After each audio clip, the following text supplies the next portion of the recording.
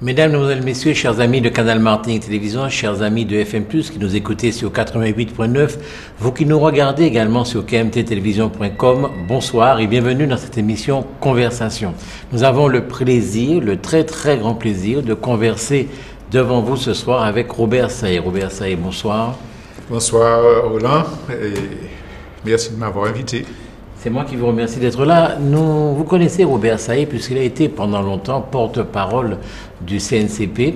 Il a été également conseiller régional de la Martinique et depuis quelque temps, c'est vrai, on entend moins parler de lui. C'est parce qu'il s'est exilé en Afrique. Robert Saillet, est-ce que c'est un exil pour vous que le fait d'aller en Afrique ou est-ce que c'est un retour aux sources au contraire? Ni l'un ni l'autre. Vraiment, c'est un prolongement de ma vie militante, de mes engagements, de mes réflexions. Je dois dire que j'avais beaucoup espéré travailler politiquement en Afrique, puisque j'ai un peu navigué dans tous les continents. Bon, pendant les événements de Nouvelle-Calédonie, je me suis trouvé là. J'ai fait pratiquement tous les pays d'Amérique latine, Caraïbes, etc. En Europe, évidemment, avec les différents mouvements. Et dans mes analyses politiques et théoriques, j'ai toujours considéré que l'Afrique, quoi qu'on en dise, a un destin très important dans la réalisation de l'humanité. C'est un continent, quand il va s'éveiller, comme l'autre disait, quand la Chine s'éveillera, qui va porter non pas des réponses économiques uniquement, mais des réponses civilisationnelles aux problèmes de l'humanité. Et j'avais envie d'aller travailler à ce niveau-là.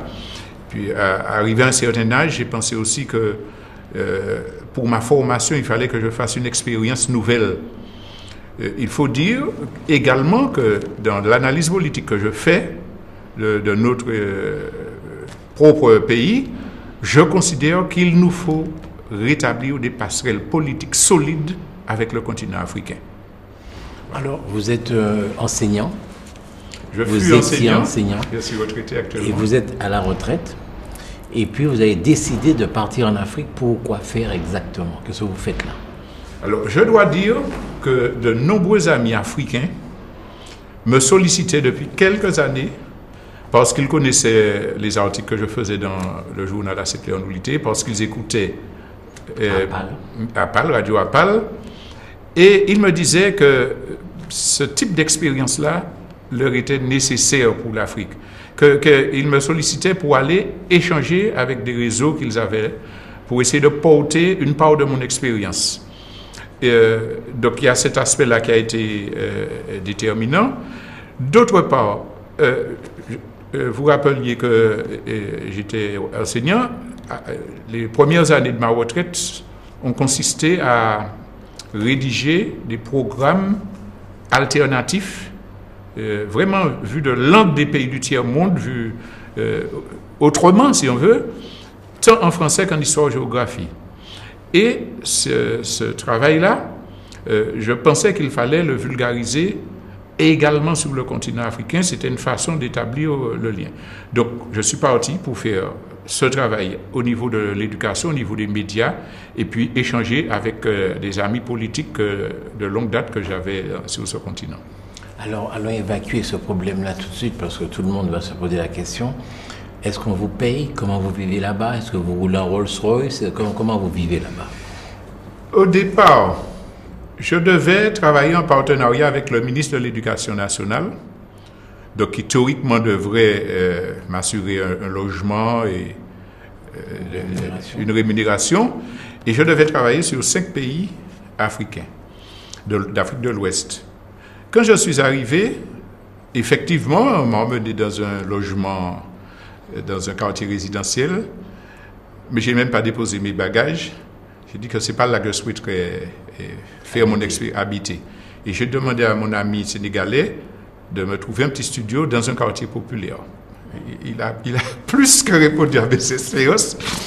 Mais d'autre part, après des visites, tous les courriers absolument enthousiasmés du ministre, les visites, les appels téléphoniques, je me rends compte que les choses tardent. Et je vois aux informations qu'il y a des grèves pratiquement tous les jours. Les enseignants ne sont pas payés, les infirmières ne sont pas payées, les inspecteurs du travail ne sont pas payés depuis des mois. Et puis, au Sénégal. Et puis, je découvre la réalité d'un gouvernement corrompu. À partir de ce moment-là, certaines personnes voulaient faire des interventions, mais à partir de ce moment-là, j'ai dit que j'arrêtais ce projet-là. Et donc, j'ai commencé à travailler en tant que bénévole sur mes propres deniers. Mais je dois dire, avec un soutien tellement total de la population, des gens qui me disent, mais attends, le gouvernement ne s'occupe pas de nous, nous nous occupons de nous. C'est un esprit vraiment que j'aimerais qu'on développe un peu partout. Et il me dit, bon, tu veux prendre contact avec des enseignants pour de la pédagogie? Ils m'ont mené voir 15 établissements scolaires, lycées, collèges, privés, etc., représentés. Et quand je dis ils m'ont amené, c'est le propriétaire, c'est la vendeuse du fast-food. Parce qu'ils ont des relations différentes avec les hiérarchies. Et donc là, je contacte, je donne les méthodes, etc. Et puis d'autre part, mes amis politiques, disons, qui m'ont un peu aidé. Bon, comme c'est un pays où on partage beaucoup, en matière de nourriture, en matière de tout, ça n'a vraiment pas été difficile. Vraiment pas été difficile. J'étais au contraire, c'était enthousiasmant. Est-ce que vous payez un loyer? Pardon? Est-ce que vous payez un loyer là-bas? Est-ce que vous payez un loyer? Alors, pour la petite histoire, dans mon studio, j'ai payé les 2 premiers mois. Ça faisait l'équivalent de 100 €. Une salle avec une petite cuisine. Combien de mètres carrés à peu près? Ben, ça devait nous faire quoi quand même 10 mètres carrés, 12 mètres carrés. Ah, peut-être plus quand même, 10 mètres carrés. Ah non, mais c'est une chambre avec le matelas, hein, le coin télé, et puis une petite cuisine de 2 mètres carrés. Une chambre d'étudiant alors. Voilà, c'est un petit studio d'étudiant. Alors comment vous faites? Et donc j'ai payé les 2 premiers mois. Vous recevez vos copines? On va en parler. Après les 2 mois, le 3e mois, je viens payer mon loyer. La propriétaire qui me dit non, tu ne dois pas payer. La chambre, c'est à toi, le travail que tu fais. Tu nous portes quelque chose. Tu es l'enfant de la famille. Et bon, j'ai quand même donné, etc. Pour dire l'esprit qui est vraiment autre chose. Et donc, bon, c'est une chambre qui se trouve au 2e étage, c'est quartier populaire. Alors, pour la petite histoire, pour vous faire rigoler, ma fenêtre est en face du haut-parleur du minaret qui est de l'autre côté de la rue. Et tous les jours, 5 h du matin. Et voilà, et régulièrement dans la journée, les prières qui résonnent. À la fin, je n'entendais plus. Donc voilà. Et est-ce que... Oui? Je vous parlais de vos copines. J'ai eu 4 familles d'accueil. Vraiment extraordinaires. Alors, beaucoup de copains et de copines sincères. Vraiment, c'est un esprit de partage. C'est un peuple très religieux. On ne peut pas s'imaginer. Musulmans, hein? Musulmans, oui, musulmans. Et vous parlez là avec des amis. Bon, l'heure est arrivée. Bon, ablution, prière. Donc, j'ai rencontré également des catholiques. Et donc, c'est un peuple très respectueux, qui a conservé vraiment les relations, le respect des êtres humains. Et bon, naturellement, je ne suis pas un moine, mais naturellement, je ne suis pas débauché. Donc, on est dans un milieu tellement serein, tellement humain, tellement respectueux qu'on a plutôt l'esprit aux choses ailleurs, aux choses positives, aux choses humanisantes, valorisantes. L'amour, c'est pas positif, c'est pas humanisant. L'amour, oui, mais pas des copines dans un abattoir. ça c'est autre chose. C'est pas de l'amour d'ailleurs, c'est du respect de l'être humain. Très bien. Mais je dis ça pour vous taquiner, parce que je sais que vous êtes marié, que vous êtes un garçon sérieux. Non, mais je comprends bien que... Mais, autre chose, l'islam, est-ce que vous vous êtes posé des questions quand même sur l'islam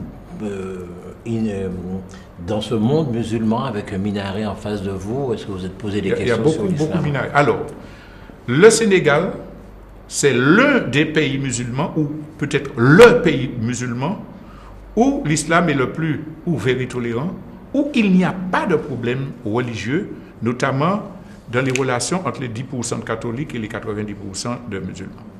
Il y a pas, et récemment, le président a fait des gaffe énorme pour essayer de monter une communauté contre l'autre, les deux se sont soudés pour dénoncer, pour dire ne venez pas casser ce joyau dont bénéficie le Sénégal. Et donc, c'est un islam très tolérant, par exemple, mon camarade Landing Savané, qui est secrétaire d'un parti très important dans ce pays, il est musulman, sa femme est catholique. Donc, j'ai fêté chez lui la Tabaski, la fête du mouton, et sa femme m'a invité à une procession catholique à la sortie d'une église. Et ce sont les meilleurs époux du monde, quoi, les meilleurs amis du monde. Je crois que c'est un... Ce que je veux vous dire, est-ce que vous avez eu envie de lire le Coran, de rentrer dedans, Non, mais je n'ai pas eu besoin d'aller au Sénégal pour avoir eu envie de lire le Coran, la Bible et tout. Et ce qu'il faut dénoncer aujourd'hui, c'est cette intoxication de masse organisée par les Occidentaux pour développer l'islamophobie, associer l'islam au terrorisme, à l'intégrisme, cacher tout ce qui peut être positif dans l'islam pour justifier le maintien des dominations occidentales, des civilisations occidentales. Parce qu'en réalité, les intégristes, dans tous les pays, même où il y a les attentats, les massacres, sont des minorités dans leur peuple. Et ils s'attaquent aussi aux paysans, aux gens qui refusent. Ce sont des minorités, et souvent d'ailleurs manipulés par la CIA, parmi ceux qui posent les bombes, ça s'est prouvé maintenant. Et donc, moi je pense qu'il n'y a pas de problème d'islam particulier. Il y a des intégristes chrétiens, il y a des intégristes musulmans, il y a des intégristes sionistes israélites juifs, hein, et poser ce problème. Est-ce que l'islam, c'est déjà rentré dans le jeu très honnêtement, les intégristes catholiques qui existent sans doute ne posent pas des bombes quand même, ne font pas sauter des avions. En Asie du Sud-Est, il y a des massacres qui sont organisés par des minorités catholiques. On parle des massacres. Il faut légitimement, il faut les dénoncer, faits par les hindouistes, les fondamentalistes, etc. Mais en fait, les intégristes catholiques ne vont pas avoir besoin de groupuscules terroristes parce que leurs dirigeants, par exemple George Bush, qui est un intégriste chrétien, organisait le terrorisme à l'échelle internationale en leur nom et à grande échelle. Donc ce n'est pas le même contexte. Quand les pays arabes sont dominés, etc., donc les terroristes intégristes utilisent la voie religieuse pour mobiliser contre l'Occident, mais l'Occident a autant à se reprocher en matière de crimes. Ce n'est pas une question de religion, je le répète. Vous avez mis en place, vous avez mis au point donc un système pédagogique, une façon d'enseigner le français, l'histoire et la géographie. Vous nous avez fait la très grande amitié de nous le communiquer. Et vous me dites qu'il y a une partie consacrée à Haïti. Je vais un petit peu développer ça, puisque Haïti est quand même... Oui, alors, ce serait peut-être intéressant que, s'il est possible dans une émission, de lire les textes, montrer les photos et tout ça. Mais je dois dire que c'est un travail que nous avions commencé avec Radio Acépléonolité et avec le journal Acépléonolité. Nous avons fait des dossiers et auquel a contribué Georges Beauvois, l'historien, qui recadre l'histoire d'Haïti, les raisons des problèmes qui sont connus, qui montrent qu'il n'y a pas de malédiction en Haïti, qu'il y a une revanche scélérate des Européens et des Américains pour écraser cette bande de nègres qui a osé battre les armées de Napoléon et installer la première république noire dans leur secteur. Les gens ne l'imaginent pas, les emprunts forcés, truqués, faits par la France qui ont été payés jusqu'à une période très récente, le vol des stocks d'or de la Banque d'Haïti par les États-Unis. Les gens ne connaissent pas les épopées glorieuses de cette révolution. Imaginez, quand ces esclaves-là se sont libérés, ils ont pris un bateau armé pour venir libérer les nègres de Martinique, qui aujourd'hui traitent les Haïtiens de haut. Mais ce bateau-là avait été coulé justement par les Occidentaux. Que ces gens-là, qui n'ont rien de raciste, avait nationalisé tous les Polonais et qui avait, en disant que ces Blancs-là, ils ont accueilli aussi des révolutionnaires français. Ces Blancs-là, c'était des humains qui n'étaient pas à considérer comme les maîtres esclavagistes. Donc c'est une révolution dont on a beaucoup à apprendre. Et puis comprendre le soutien aux dictatures du valliériste, les assassinats de ces gens qui malgré tout restent avec une foi, un amour dans leur pays, une créativité, une ingéniosité qui nous donne l'exemple, qui ne baisse jamais les bras. Beaucoup de téléspectateurs ont dû entendre les propos de ces gens dans les WIN qui disent nous quand de nous, mais c'est nous qui pour nous parler, venir dire nous qui lever tête nous. Alors évidemment, certaines télé bien intentionnées vont trouver le ou les personnes qui disent vivre les États-Unis avec un drapeau. Ouais, la France est gentille. Mais le ressenti, le comportement de la masse de la population, c'est l'auto-organisation dont on parle très peu, disons, dans les régions, les comités de quartier, avec les dirigeants locaux qui ne se sentent pas assistés, qui ne veulent pas être assistés. Donc c'est dans ce livre, pour revenir dans ce travail pédagogique, on a voulu rendre hommage et puis révéler à l'opinion toute cette histoire cachée. C'est d'ailleurs l'un des objectifs de l'ensemble de la méthode, donner une vue objective du développement de l'humanité en montrant ce que tous les autres peuples ont porté et qu'on cache, sans jamais dénigrer les Blancs, les Européens, sans jamais nier les choses absolument formidables qu'ils ont pu porter, que ces peuples-là ont pu porter, mais pour dire arrêtez de dire n'est pas bon, arrêtez de dire, etc. Qu'on soit fiers de nous. Est-ce que vous ne flirtez pas avec un certain manichéisme lorsqu'à propos d'Haïti, vous semblez rejeter toute la faute sur l'Occident? Est-ce que les Haïtiens n'ont pas même une partie de responsabilité dans la situation dans laquelle se trouve leur pays aujourd'hui? Je viens de dire que je ne dis pas les Européens n'ont rien porté. Dans tout le développement historique, il y a des classes, il y a des dictatures. Quand on me dit les Haïtiens sont responsables, les Noirs sont responsables, les Martiniquais, les Français, les Américains, je dis non.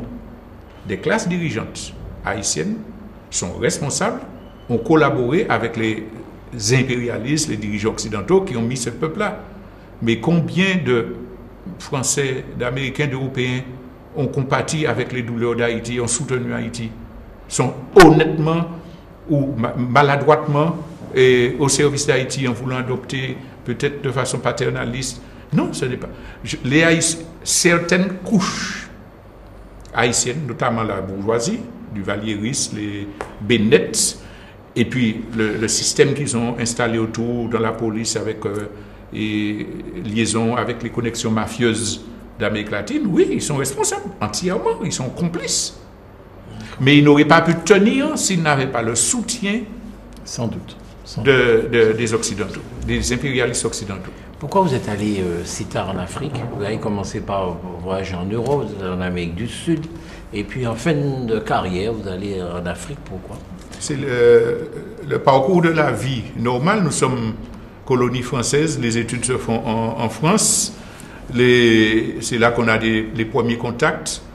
Les billets et les visas sont dissuasifs pour aller même dans la Caraïbe voisine, aller voir en Afrique. Donc, tout naturellement, dans cette première période, c'est là que les contacts se font. Ensuite, quand on commence à travailler politiquement, notre sphère, là où nous aurons à avoir des contacts pour le développement, c'est la Caraïbe, l'Amérique latine. Donc, il était normal aussi que nous donnions la priorité à ce moment-là. Mais, et nous avons toujours eu des contacts avec certaines organisations africaines. Par exemple, je vais parler de Landing Savané, dirigeant de NDJF. Il était ministre de ce gouvernement. Il a laissé justement pour protester contre la corruption. Eh bien, c'est un camarade que nous avons connu il y a 40 ans. Nous échangions des périodiques à l'époque avec NDJF. Donc, et puis, je dois dire que ce rêve-là que j'avais, je n'ai jamais voulu faire en sorte qu'il soit réalisé pour des raisons sentimentales. Le retour à l'Afrique, la bénédiction qu'on va chercher, les mannes des ancêtres, c'est important si on veut, du point de vue culturel et tout. Mais moi, je suis un militant politique qui réfléchit à un processus d'émancipation, à un processus révolutionnaire global. Et donc, les tâches que je me donne correspondent aux nécessités de l'époque. Maintenant, je suis à la retraite. Donc, je suis dans une nouvelle configuration et ça me permet donc de réaliser ce projet important pour moi. Quand vous avez posé les pieds en Afrique pour la première fois, est-ce que ça vous a fait quelque chose de particulier? Est-ce que vous êtes senti quelque part chez vous ou... Honnêtement, je me suis senti un peu chez moi. Je ne sais pas pourquoi. C'est le subconscient, la terre Afrique, etc. Et puis l'attente. Hein? Donc je me suis un peu senti chez moi, je ne me suis pas senti gêné. Bon, sauf qu'à l'aéroport, il y a toujours la nuée des petits escrocs, tout de suite là, qui piratent, etc. Donc, quoique j'ai déjà connu ça dans d'autres aéroports du tiers-monde. Et puis tout de suite, un ami vient me rencontrer, que je n'avais jamais vu. On était en correspondance, mais j'ai l'impression que c'est quelqu'un que je connais depuis 50 ans, quoi. Bon tu, etc. Donc je me suis vraiment senti... tout de suite à l'aise. Tout de suite à l'aise. Honnêtement, je leur dis... Alors, il y a un jeu que je faisais.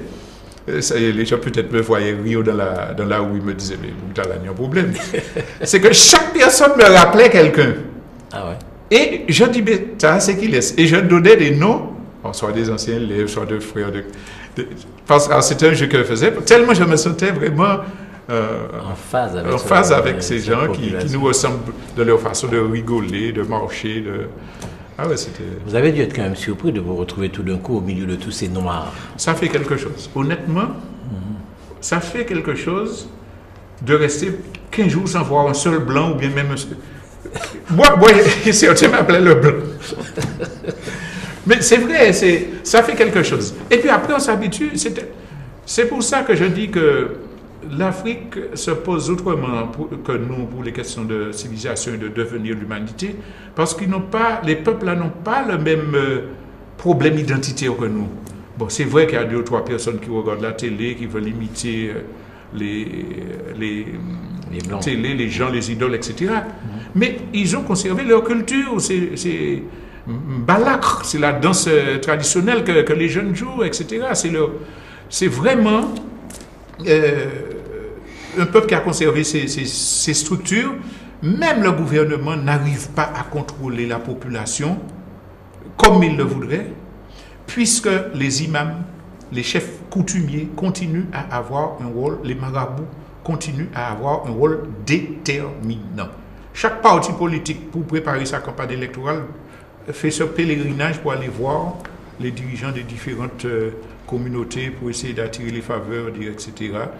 Et ils ont un poids. Et puis là, on parlait de la religion, mais au-delà de la religion même, certaines pratiques liées à la religion, je pense à la fête du mouton, par exemple, la Tabaski, ce jour-là, tout le monde doit se pardonner. Alors tout le monde nous dit désolé, puis ou contrapé quand, y compris dans les partis politiques.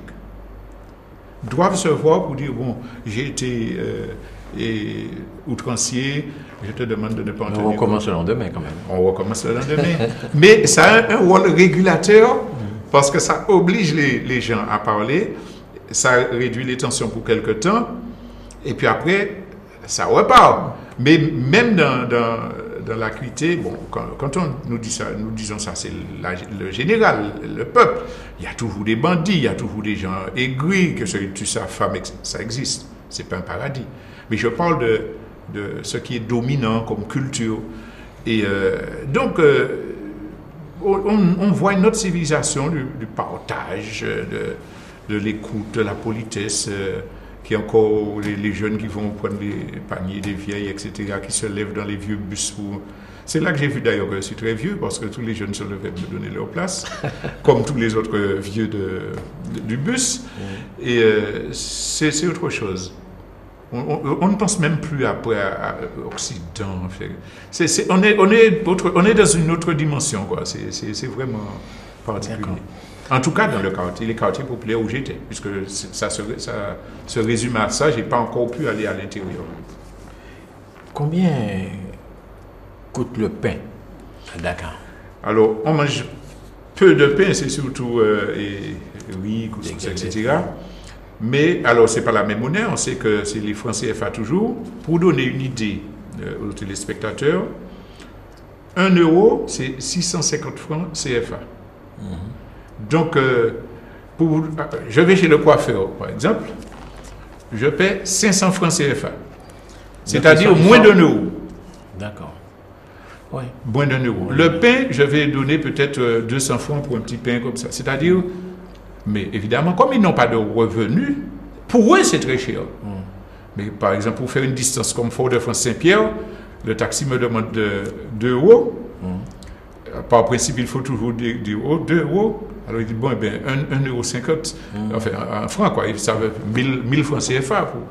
C'est vraiment autre chose. Donc, avec votre seule retraite, vous êtes riche là-bas.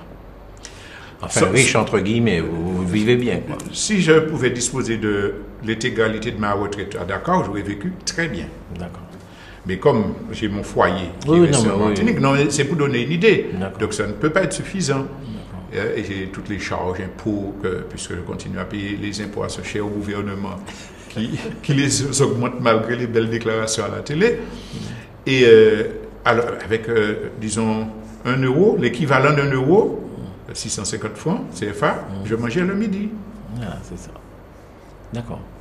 Ça veut dire que vous êtes, Robert Saïd, dans une société de pénurie. Relative pénurie parce que vous voyez de la marchandise autour de vous, des milliers de gens qui vendent de tout, tissus, tout ce dont vous pouvez avoir est là et à bas prix pour l'étranger. À bas prix pour l'étranger. Mais c'est pas de la pénurie puisqu'ils ont et même au niveau agriculture, le problème c'est la commercialisation des stocks qu'ils ont eu après la fameuse grande offensive agricole. Il y a une surproduction. Vous allez nous parler des femmes dans le commerce et tout ça. Ce que je veux vous dire, c'est que la solidarité, cette société qui a l'air de vous enthousiasmer, est-ce qu'elle n'est pas liée à ce moment du développement? C'est-à-dire qu'on s'entend beaucoup mieux, on s'entraide beaucoup plus quand on est dans un pays pauvre que quand on commence à se développer. Ce n'est pas depuis la crise que les Sénégalais, en tout cas je parle de ceux que je connais, vivent comme ça. C'est une tradition millénaire. Oui, non, mais c'est parce qu'ils n'ont pas encore fait le bond vers le développement réel, je veux dire. Ce que vous dites développement réel, vers la folie productiviste, vous voulez dire? Si vous voulez. Mais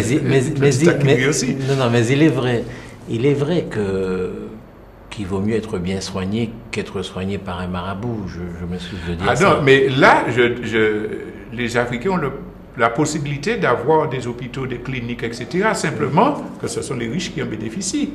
Je disais ça au niveau du développement.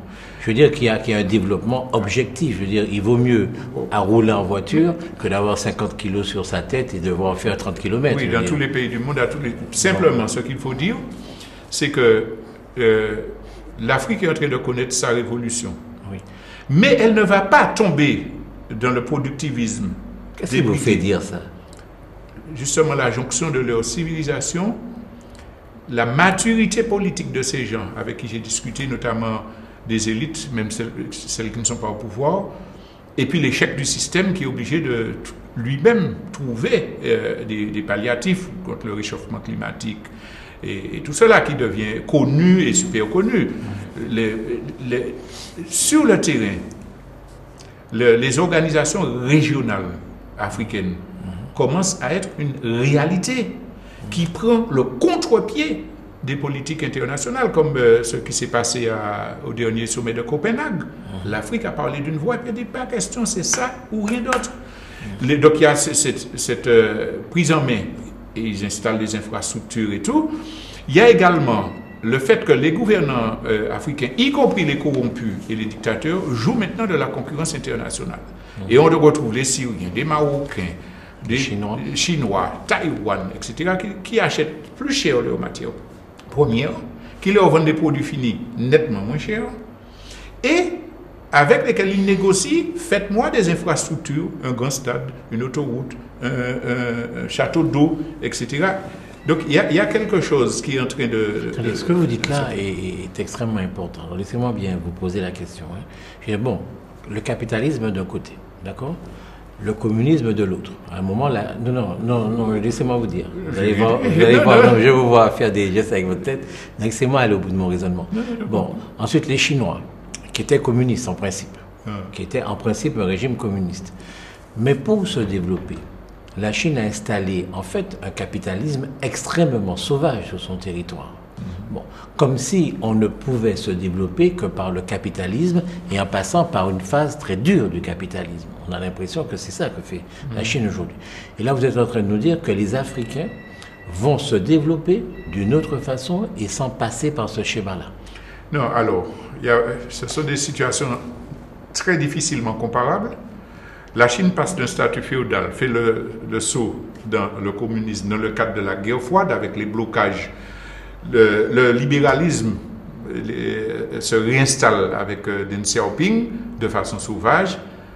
L'histoire n'est pas finie en Chine. Il y a des émeutes de paysans, d'ouvriers, etc. Finalement, le bateau va arriver au port. En Afrique, la différence, c'est quoi? C'est que là, même si ce sont des gouvernements qui principalement défendent des théories libérales, ils sont dans une situation où ils peuvent jouer de concurrence entre les fournisseurs et les acheteurs. Ce qui n'était pas le cas auparavant, c'était des territoires, des chasses gardées de différents impérialistes. Et ils se réunissent en tant qu'organismes régionaux pour jouer sur ces contradictions-là. Et il y a une pression de la population. Je vous dis, au Sénégal, il n'y a pas un jour où il n'y a pas de grève, de lutte de paysannes, de femmes. On parlait de femmes qui descendent en masse, etc. Ces gens-là ont un niveau d'analyse que je respecte, qui vous disent, oui, il faut nous développer, mais nous parler comme ça. Je pense à Mme Aminata Traoré du Mali, là. Quand on a entendu cette femme-là parler, qui fait partie d'un réseau, la femme de Landing Savané dont je parle, était dirigeante d'une organisation de l'ONU pour l'ensemble du continent africain. Quand on entend ces gens-là parler, ils ne vont pas venir vers le communisme soviétique, qui était une expérience historique, avec toutes ses erreurs, ses faiblesses, dans un contexte de guerre froide, etc., de féodalisme d'où ils étaient sortis. Ce sont des gens qui arrivent avec une pensée moderne, dans une lutte où ils ont, pour eux, les richesses, matières premières, qu'ils commencent à contrôler. Une jeunesse, c'est le seul continent où nous avons un espace immense dont la plupart n'est pas encore pollué. Avec une jeunesse, par exemple le Sénégal, c'est 58%. Un espace immense et sous-peuplé. Et sous-peuplé. D'ailleurs, il y a une offensive pour essayer de casser la propriété collective des villages pour donner des titres pour racheter par les Européens. C'est ça que je suis en train de vous dire. Est-ce qu'ils seront échappés à ce capitalisme auquel la Chine n'a pas su échapper? En tout cas, pour les témoignages que je peux donner, c'est que la population africaine, en tout cas une bonne part de la population africaine et les élites de la société civile, entre comillas, sont très conscients des enjeux et les réponses qui sont portées. J'ai participé à ce qu'ils ont appelé l'université d'hivernage sur les conditions du développement de l'Afrique. Il y avait là une soixantaine de cadres de provinces. Excusez ce que j'entendais dire là. C'est-à-dire qu'ils ont des analyses, ils ont une lucidité à partir des échecs justement connus par l'Occident, mais aussi par la Chine. Ils sont très méfiants vis-à-vis de la Chine. Oui, ils ont bien raison. Ils sont très méfiants. La Chine ne vient pas faire du philanthrope là, du philanthropisme. Donc moi, l'histoire ne marche jamais comme un paradis, on a une confiance aveugle, etc. Mais je dis qu'il y a des conditions réunies pour que ce continent-là émerge des de conditions façon humaines aussi, vous dites. Et des conditions humaines. Bon. Alors, les jeunes, Sénégal, 58%, je disais, de la population, moins de 20 ans. Mais quand on parle avec ces jeunes-là, il y a 2 ou 3 brigands, 2 ou 3 qui font le raga. Mais c'est des jeunes respectueux des aînés, pour la plupart, qui disent bonjour. Ce sont des jeunes qui veulent se battre. Ce qui m'a le plus fait plaisir, le jour de mon arrivée, le lendemain, je suis arrivé la nuit, je vais à l'université de Dakar. À côté de l'université, il y a une mini-forêt, le bois des ancêtres, et puis les étudiants et les étudiantes dedans. Pas tenir là, et puis booster, qu'a coûté raga, ou bien qu'a fleuroté, comme ça. Tu vois des centaines de jeunes garçons, filles, qui ont marché, puis qui ont appris à réciter les leçons, qui ont marché en bas, pied bois là. Et ils ont choisi là pour que la sérénité puisse les aider. Je dis, mais c'est moi qui je dis ça à mon camarade qui m'emmène, me dit, mais regarde ça. Regarde comme c'est beau. Des centaines de jeunes de 18, 20, 25 ans, chaque monde a un peu de livre, ils sont assis en bas, pied bois, pas ni ça fait. Ils s'amusent comme tout le monde. Mais tu as cette richesse-là d'une population, malgré les assassinats, les trucs rétrogrades qui existent, etc., qui majoritairement a conservé l'humanité. L'humanité, c'est ça. Et quand tu as ça, tu peux maîtriser le développement économique avec des échecs, etc. Mais en tout cas, je pense qu'il y a un espoir du côté de l'Afrique, malgré tous les drames que nous connaissons, qu'on grossit souvent à la télé. Nous avons une image, par exemple, quand on parle des guerres ethniques, etc., qui sont une réalité tragique, quand on laisse de côté des chefs guerriers qui manipulent les gens, qui droguent, qui obligent les enfants soldats, à côté de ça, même si c'est impressionnant, il y a qu'à tuer un peu le monde. Mais à côté de ça, tu as les millions d'Africains qui sont des braves paysans, des gens respectueux des aînés, qui, quand ils ont un problème, vont voir le chef de village pour qu'on dise qu'est-ce qui ne va pas. C'est ça la majorité de l'Afrique. La majorité de l'Afrique, ce n'est pas des nègres qui ne cherchent qu'à se tuer à coups de machette. Ce sont des petits groupes guerriers, comme en Occident, à l'époque du féodalisme, les seigneurs, avec choses-là, massacraient les paysans et puis se massacraient entre eux. Parce qu'ils sont armés, ils ont le pouvoir. Mais la richesse humaine qui est en Afrique, c'est désolé, ça m'a gonflé, je te dis ça franchement. Le problème, c'est que dans les guerres féodales du Moyen-Âge ou même après, on se battait avec une épée. Et donc, on ne pouvait pas tuer beaucoup de monde. Aujourd'hui, on se bat avec des kalachnikovs, des bombes, etc. Et donc, on a l'impression quand même que ces guerres tribales sont par nature, vous les avez bien décrites, mais en fait, dans leurs conséquences, c'est quand même dramatique. Alors, pour continuer l'image, aujourd'hui, Bush et ses affidés se battent avec les bombes à l'uranium appauvri. Ils tuent 1 million de personnes. On est bien d'accord. Oui, non, pour dire que c'est pas...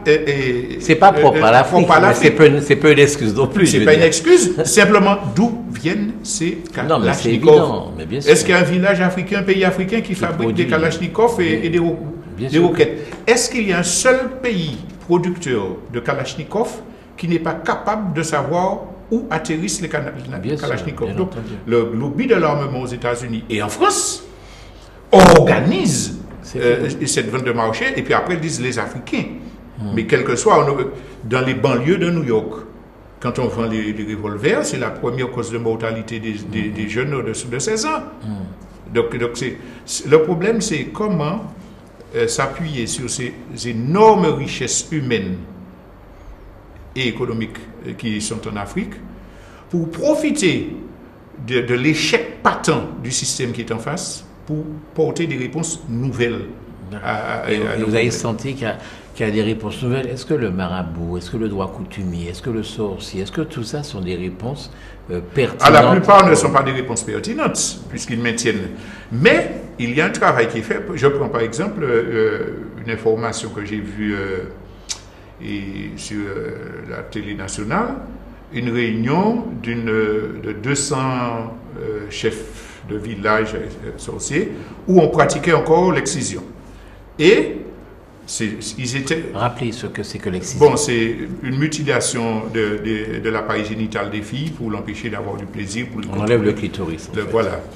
Et donc, c'était le résultat d'un travail fait par des organisations de femmes.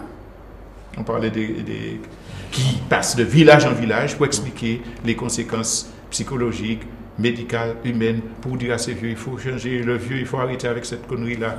Elle dit, c'est pas en mettant ces gars en prison, en votant une énième loi que ça va changer, quand les gens sont convaincus que c'est quelque chose de bien. dans leur tête, même si c'est absolument abominable. Et donc ces femmes, ces réseaux qui font ce travail arrivent à convaincre, parce que les gens ont des informations maintenant, etc., et puis les transformer pour que consciemment ils décident d'avancer. Et c'est comme ça que l'Afrique va avancer. Pas quand celui-là va être dit ou ceci ou cela, mais c'est quand les forces vives, les intellectuels honnêtes africains, la jeunesse africaine va amplifier ce travail pour qu'ils prennent confiance en eux et qu'ils éliminent ce qui est négatif et puis qu'ils s'appuient sur ce qui est bien pour l'Afrique. Est-ce qu'il est bien, comme vous le faites depuis le début de cette interview, de parler de l'Afrique de façon si globale, alors qu'on l'a si diversifiée? Bon, c'est pas bien, c'est pour l'analyse qu'on dit ça, parce que cette problématique que nous évoquons se retrouve dans pratiquement tous les pays africains. Il est vrai qu'il y a de très grandes différences. Par exemple, le Sénégal a toujours été considéré comme beaucoup plus tolérant et démocratique que d'autres pays. Par exemple, l'Angola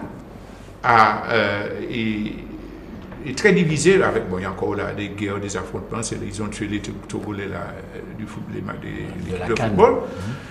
Mais il y a malgré tout un travail collectiviste qui a été fait, qui fait qu'il y a des régions pacifiées où les gens commencent à produire, où le niveau de vie s'accélère. Donc ce sont des situations très diverses.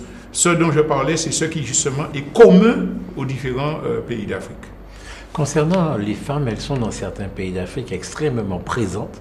C'est elles qui font le commerce. Je parle au niveau du commerce, elles vont d'un pays à l'autre, comme si d'ailleurs les frontières n'existaient pas. Est-ce que vous avez senti... C'est là encore qu'il faut démasquer ces idées toutes faites qu'on nous inculque et puis qui nous poursuivent.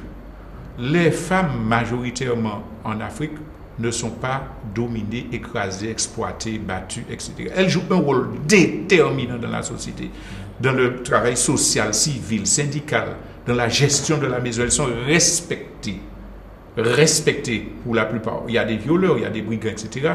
Mais pour l'essentiel, les femmes sont respectées et ont un rôle tout à fait digne dans la société. En tout cas, je parle pour le Sénégal. Celles qui chantent les chansons traditionnelles. Et je pense que la chance de l'Afrique, c'est justement les femmes. Parce qu'elles sont gardiennes de la tradition, mais pas du point de vue de l'exploiteur, du méchant, du chef du village qui veut contenir là. Elles conservent une tradition positive de la transmission de l'éducation et elles sont très fières. Très fiers. Ou pas qu'à bâtir madame comme ça. Quand je dis ça, c'est globalement, toujours il y a un monde qui, etc. Mais les gens ont un respect de leur dignité. Alors c'est vrai qu'il y a des chefs de guerre qui violent, etc., comme en Guinée, etc.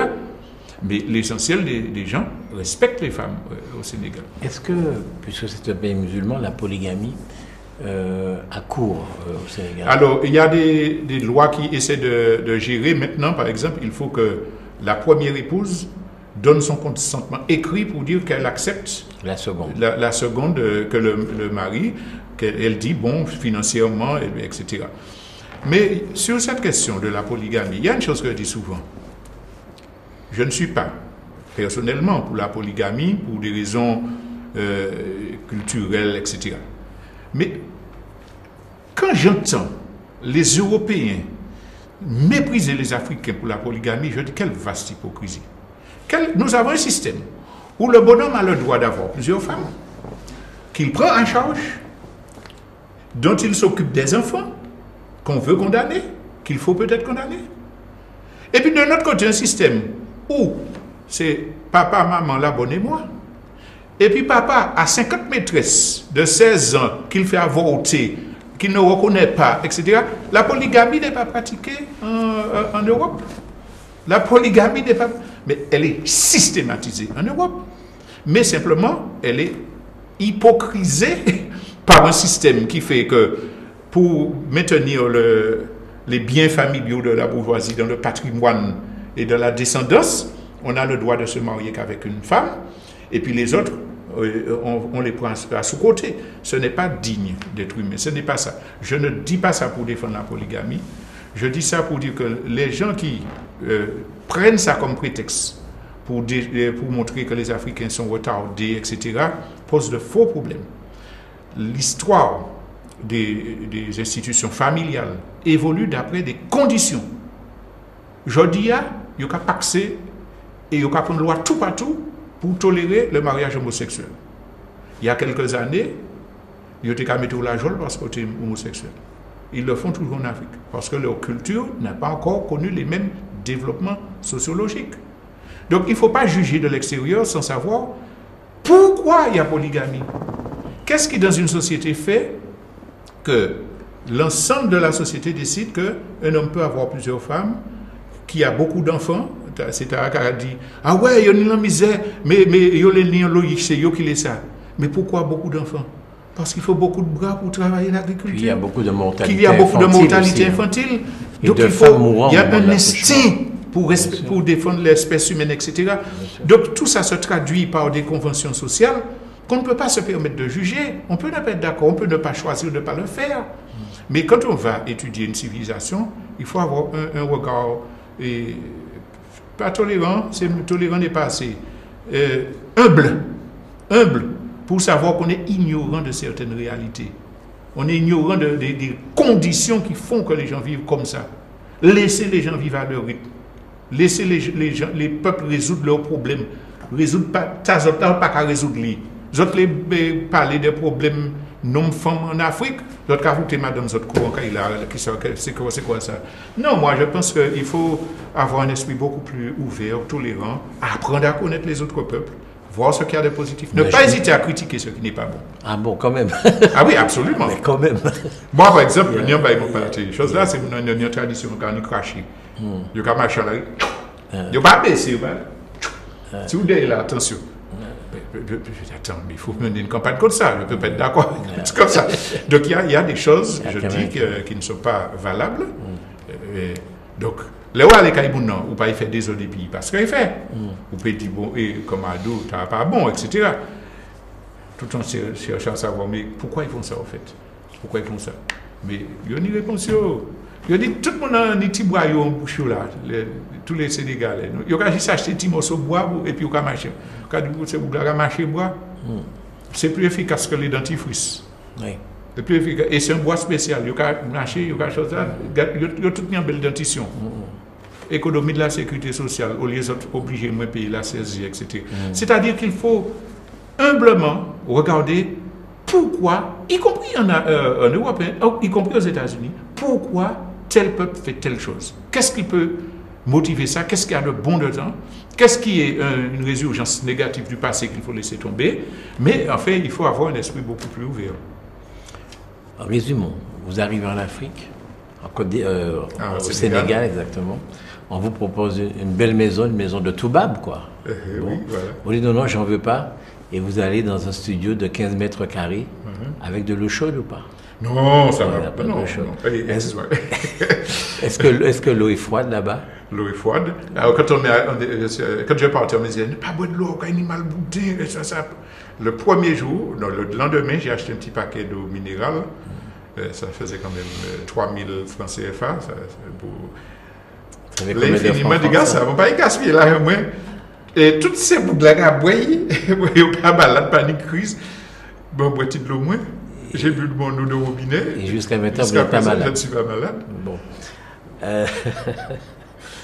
Quelle est votre journée alors? Vous réveillez, vous vous douchez. 5 heures du matin. Alali, aliala, alali, aliala. C'est ça la prière, comme ça, répéter, l'ensiler.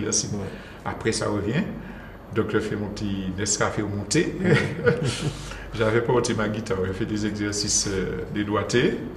Après ça, je consulte toutes les agences de presse. J'écoute le journal de RFO sur Internet de la veille. Et puis, je travaille sur l'ordinateur parce que l'une des raisons qui m'a fait partir, je vous confie ça, ne répétez ça à personne. Je rigole. J'avais eu un petit accident domestique assez grave l'an dernier. Et après ça, je me suis dit, bon, mais si j'avais crevé là, j'aurais manqué quelque chose parce que j'ai vécu une vie de militant avec beaucoup d'expérience, de déconvenus et tout. Quand nous étions jeunes, on se plongeait dans le petit livre de Mao, dans les livres de ceci, cela. mais à qui j'ai transmis ce que j'ai connu. Et je m'étais promis de faire une histoire de ma vie militante, en tout cas du mouvement que j'ai côtoyé depuis les années 70 jusqu'à la grève de 2005. Notamment pour répondre à cette histoire absolument...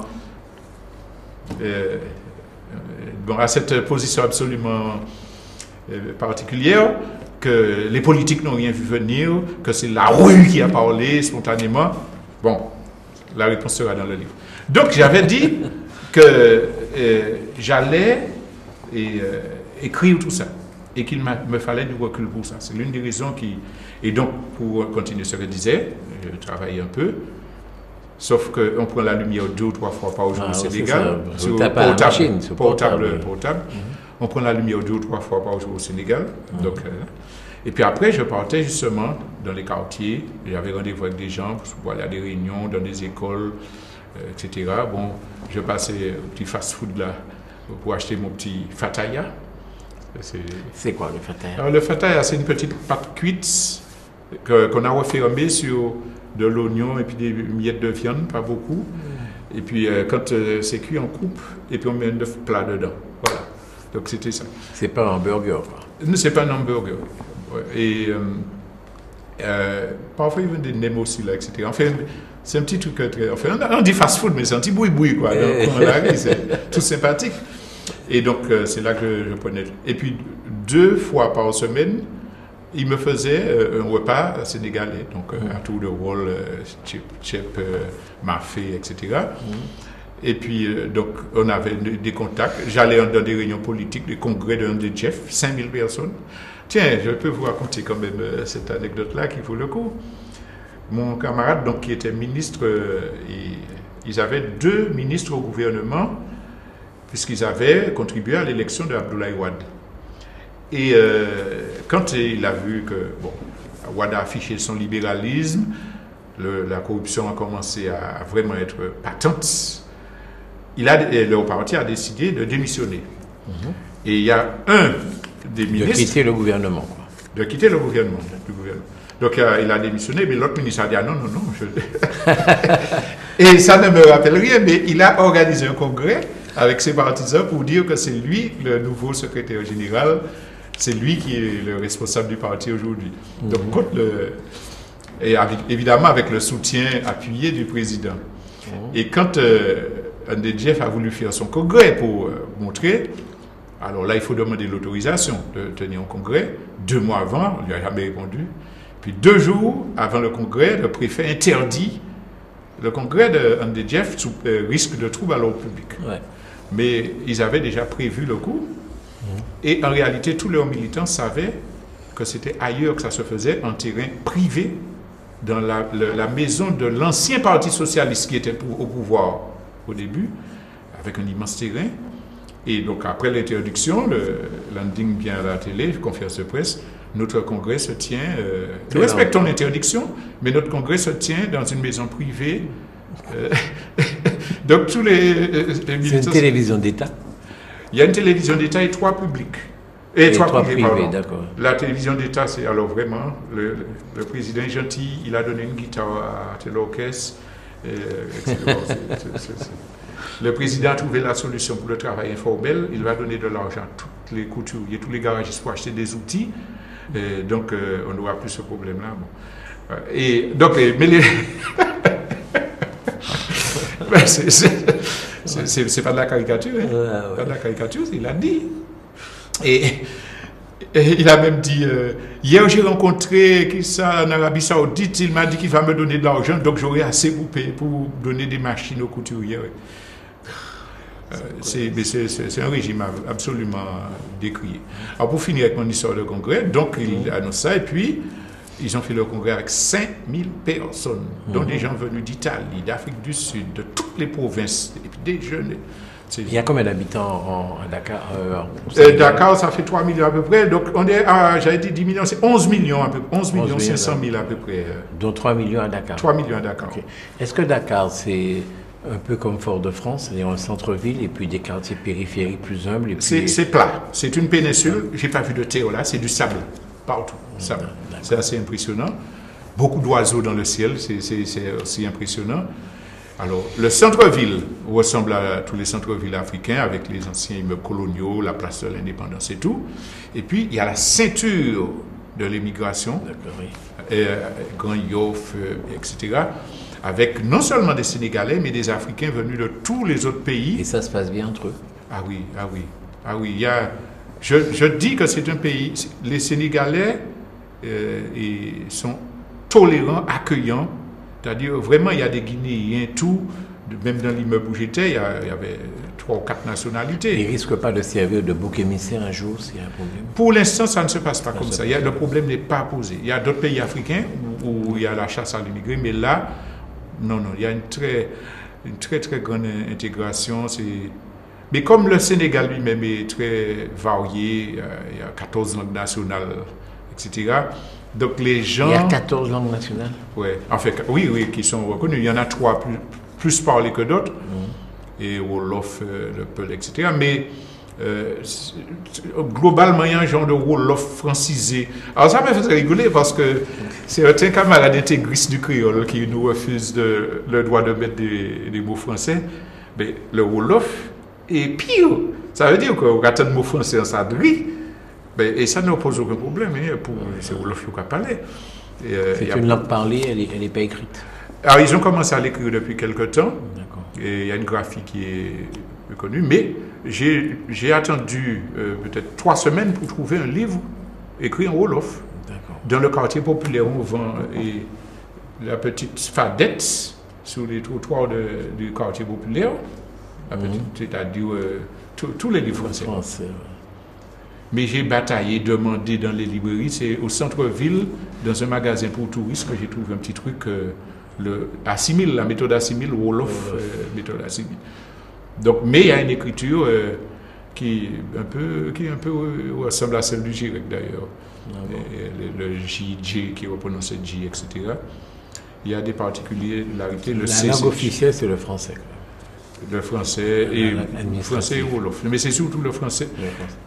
Dans les administrations, le peuple, c'est Wolof. C'est Wolof. Mais je veux dire, quand quelqu'un veut remplir un papier officiel, c'est en français. Oui. C'est en français et il faut avoir 500 francs dans la poche. On parlait de corruption. Oui. 500 francs CFA quand même. Oui, c'est francs CFA. Ça veut dire que vous allez faire une queue il y a beaucoup de gens, la personne vous fait marcher, vous attendez tout ça. Si vous n'avez pas compris qu'il faut mettre une pièce de 500 francs sur le coin de la table, vous passez la matinée là. Si vous connaissez le truc, vous arrivez, vous demandez, la personne vous regarde, je vais voir, vous mettez ça là, le papier arrive dans 5 minutes. Les policiers, il y a 50 contraventions à la journée. Parce que tous les taxis sont vétustes et ne répondent pas aux normes. Il y en a pas, il y a 1 ou 2 qui soient bons, mais des centaines de taxis, ils ne sont pas bons. Donc le policier arrête, contravention, le porte brisé, cassé. Quand vous connaissez la chose, vous lui donnez un billet de 1000 francs, en même temps que vous lui donnez le papier, il vous dit, bon, vous pouvez aller. Si vous n'avez pas mis le billet de 1000 francs, vous laissez là, il paraît que le permis. Donc, 1000 francs, c'est un peu moins de 2 euros alors. Oui, mais pour eux, c'est beaucoup. Oui, bien sûr. Et quand le type a donné sans contravention, il a le salaire de mois. Donc, il y a ça. Alors, mais évidemment, quant au sommet, c'est corrompu. Madame Abdoulaye Wade, elle nous vient de France. La femme du président. Elle a une société qui gère beaucoup de choses et qui sera appelée à gérer le fameux monument de la Renaissance africaine qui est tant décrié, qui fait tant de scandales. Et elle aura 60% des royalties, 40% pour l'État sénégalais. Voilà. Le fils de Abdoulaye Wade, Karim, il a voulu le présenter comme successeur. Il a envoyé à la mairie de Dakar. Il a pris une dalle. Il a nommé ministre, super ministre avec transport, etc. La première chose qu'il fait, c'est d'acquérir 3000 palmiers en Arabie Saoudite pour des milliards de francs pour planter le long d'une avenue. Toutes ces palmiers à mort. Donc, c'est pour dire que c'est gangréné. C'est normal qu'au bas de l'échelle. Et puis, ils ne sont pas payés. Il reste 6 mois sans être payés. Policiers, infirmiers. Donc, qu'à débrouiller. Donc il y a deux Sénégal alors. Le Sénégal que vous avez décrit au départ, c'est-à-dire le peuple, bon, d'où va sortir un mode nouveau, c'est ce que vous avez dit en gros. Qui a des réponses intéressantes pour la Et suite. puis à la tête, vraiment un système corrompu. Un système corrompu. Un système corrompu. Alors, c'est tragique, mais c'est la réalité. Alors là, apparemment, il y a peu de chances qu'il reste au pouvoir, à tel point que se sachant menacé, il a proposé un nouveau code électoral qui dit les journalistes n'ont pas le droit de publier les résultats qu'ils lisent à la sortie des bureaux de vote. Quand on a compté, par exemple, au bureau de vote, on a compté 1000 pour Abdullah et 200 pour un tel. Non, on n'a pas le droit de dire jusqu'à 10 heures du soir quand la commission aura avalisé. Mais la commission a le droit d'accepter des procès-verbaux non signés. Ce qui n'était, enfin bref, bon, ça a fait un scandale, etc. Parce qu'il sent que l'opposition s'est vraiment constituée en bloc. Mais il est quoi? Il est socialiste? Il est quoi? Non, il est libéral. Qu'est-ce qu'on pense de Léopold Sédar Senghor au Sénégal? Eh bien, il y a un retour. Il était beaucoup plus décrié avant. Là, maintenant, par rapport à Béouad, les gens disent Senghor, pas de faire ça. Et pourquoi ils sont pas allés à Abdou Diouf? Pourquoi ils remontent à Senghor?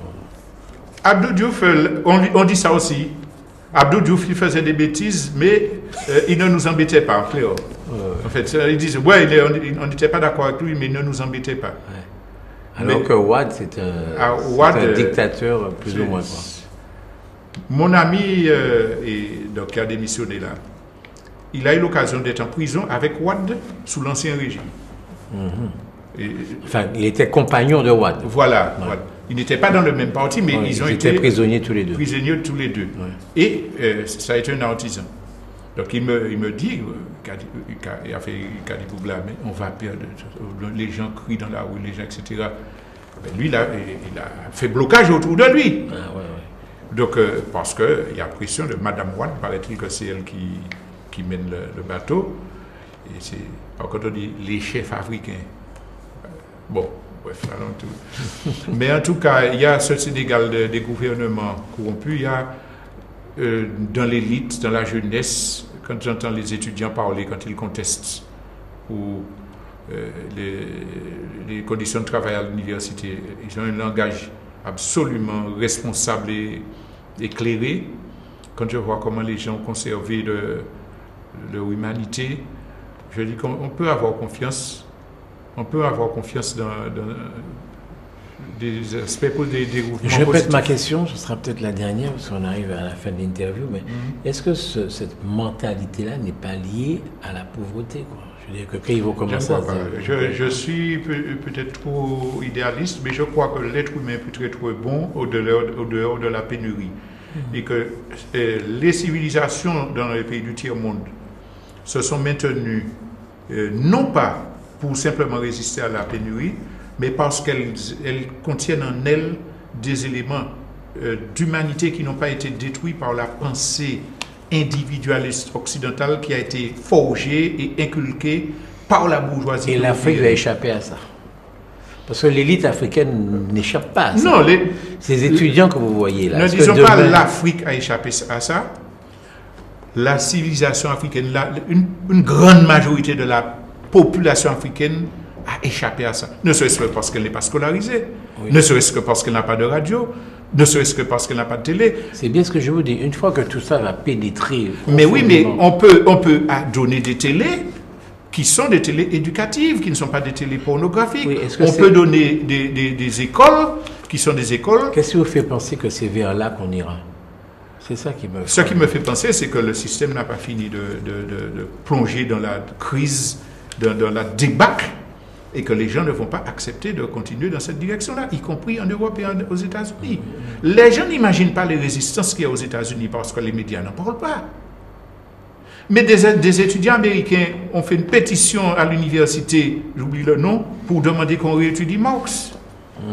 Que les gens dénoncent le système aux États-Unis. On ne parle pas. Il y a des manifestations, y compris contre Obama aujourd'hui, en disant que ce n'est pas ça qu'Obama nous avait dit.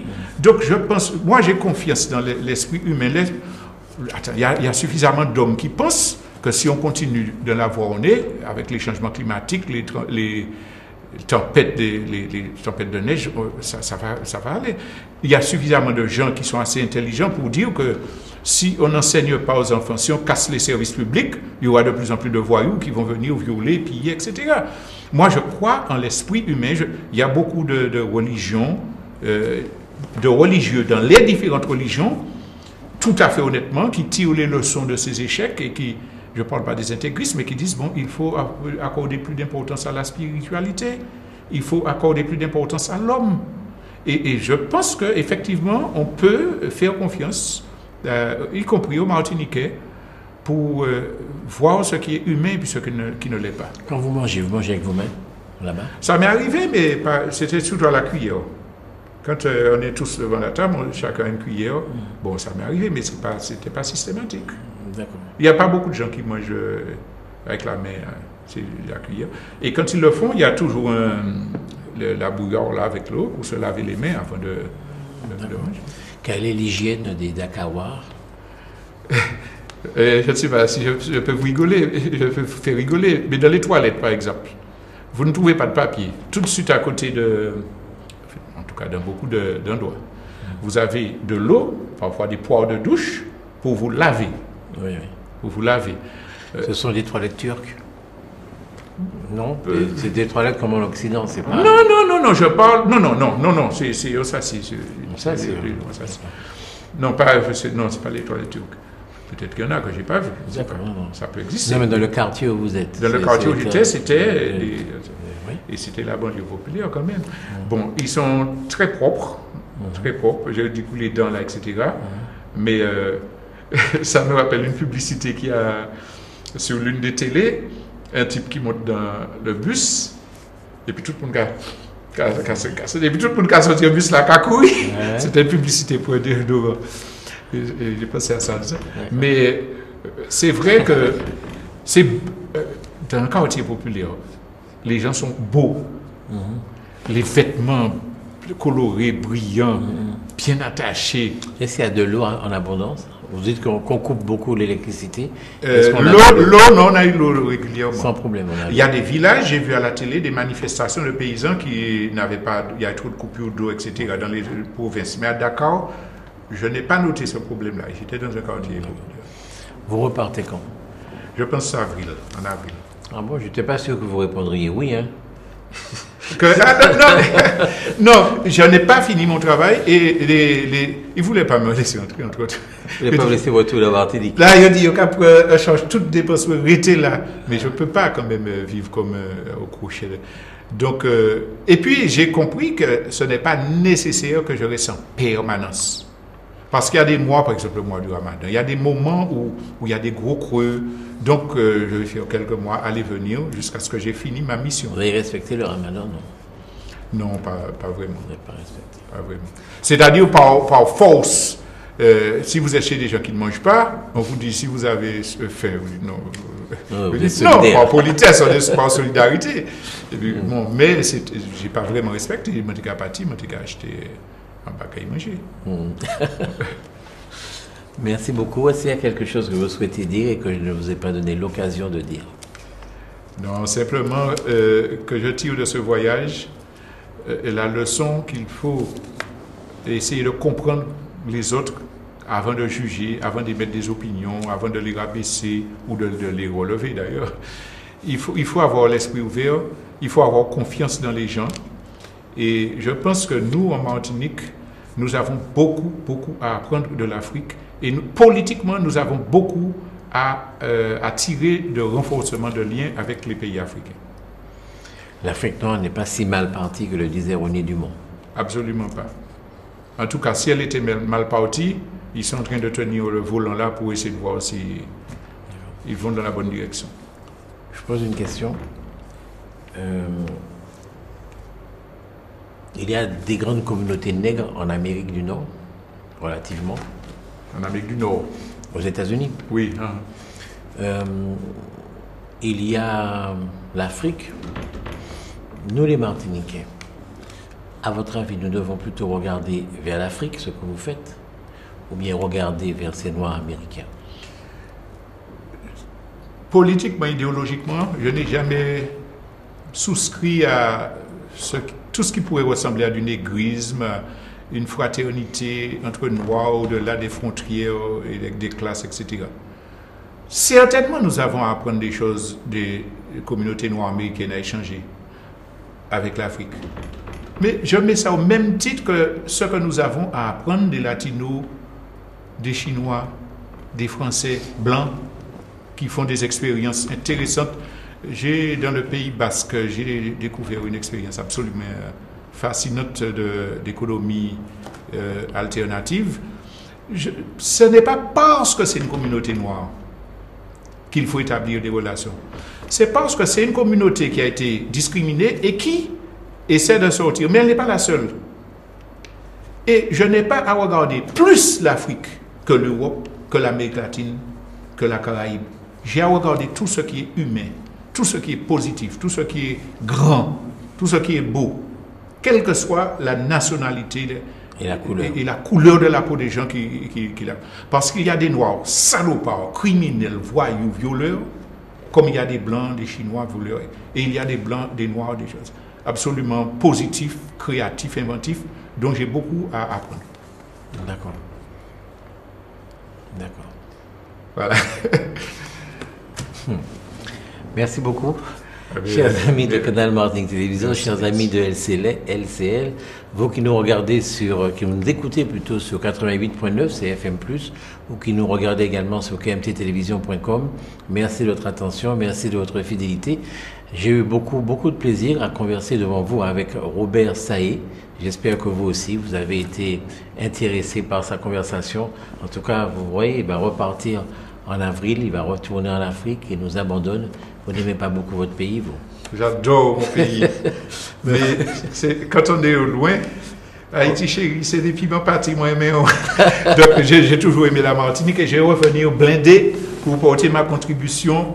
Parce que, contrairement à ce que certains pourraient laisser entendre, je n'ai pas abandonné ni la politique, ni l'espoir d'émancipation, ni la volonté de porter ma contribution. Au contraire, je suis allé chercher des armes culturelles et miraculeuses et réflexives pour mieux travailler encore. Donc vous n'avez pas quitté la politique en Martinique? Non, je suis avec... Alors pourquoi le CNCP n'était pas dimanche au Lamentin alors? Alors là, comme je viens d'arriver, je ne peux pas j'ai d'ailleurs demandé de m'enlever le titre de porte-parole, puisque je ne peux pas l'assumer. Je n'ai pas participé au débat. Ce serait absolument arrogant, prétentieux de venir donner quelque information que ce soit. Donc, voilà, non. Par contre, je suis la politique. D'ailleurs, j'ai envoyé une tribune pour les médias concernant mes réflexions relatives au scrutin, à la consultation référendaire. Et je continuerai à apporter ma contribution. Mais quand même, il faut quand même faire preuve d'humilité. Une organisation, ce n'est pas un individu. L'individu, point du recul, ne parle pas de l'organisation. C'est normal. Merci beaucoup. Passez une bonne soirée. Merci de nous avoir honorés de votre présence. Merci beaucoup. Merci beaucoup. Au revoir. Merci.